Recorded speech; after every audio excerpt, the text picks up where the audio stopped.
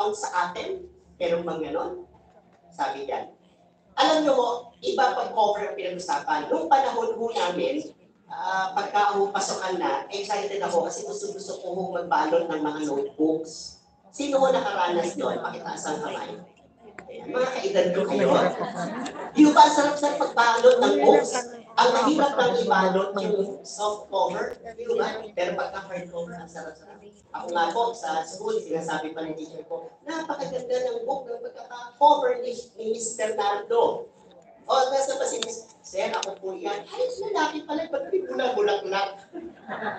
Sir, gusto ko talaga pagandahin eh. Yung book.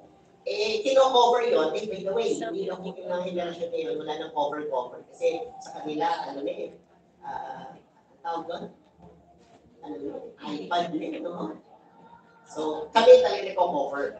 Pero saan ang covering? Para magtagal, para hindi madumihan, para hindi masira.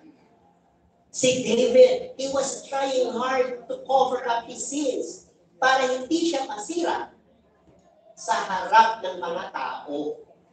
Kaya ang unang ginawa, may deception. Pero pangalawa, siya na nag-cover sa sarili niya. Ang Bible po, maraming bad mga example sa mga bad ng pag-cover up ng sins.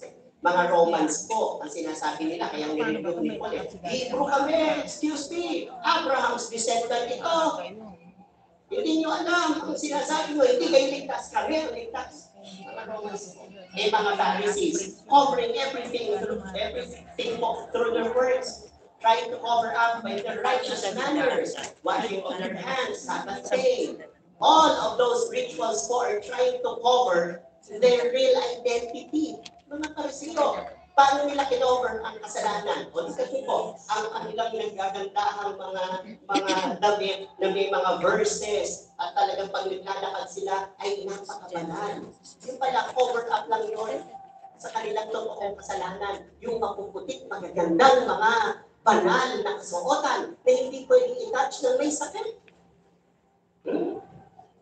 Mga pastor, trying to cover up sa pamamagitan ng sipag sa ministry works. Leaders and workers, gagawin ang lahat. Kahit mapagod sa ministry, baka at least, Lord, yung mga kasalanan ko, hindi mo na makita. Kasi tinabunan ko ng aking sipag. Ama at ina, trabaho.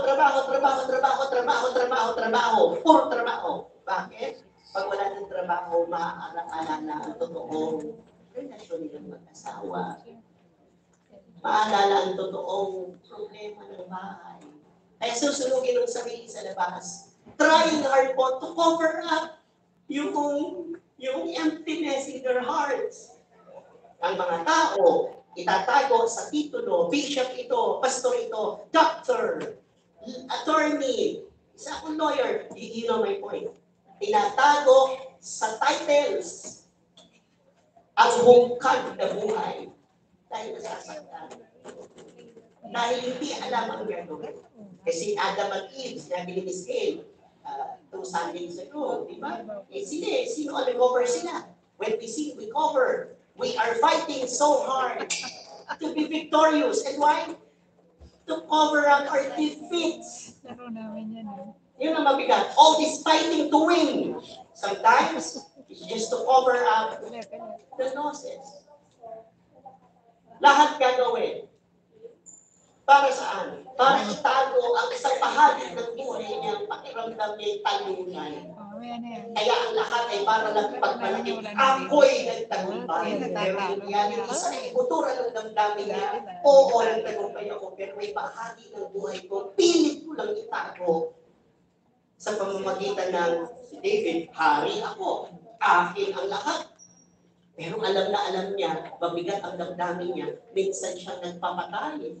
Asawa ng kanyang minsan ay sinipingan. So, trying hard para siya na ang nagtatago.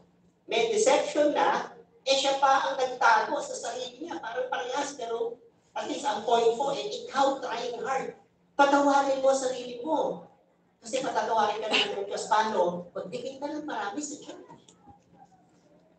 O matend ka palagi. Baka naman pag ganyan, maawa na ang Diyos. You see? Binabargain natin. Lord, kung ako parurusahan, bakit? Lagi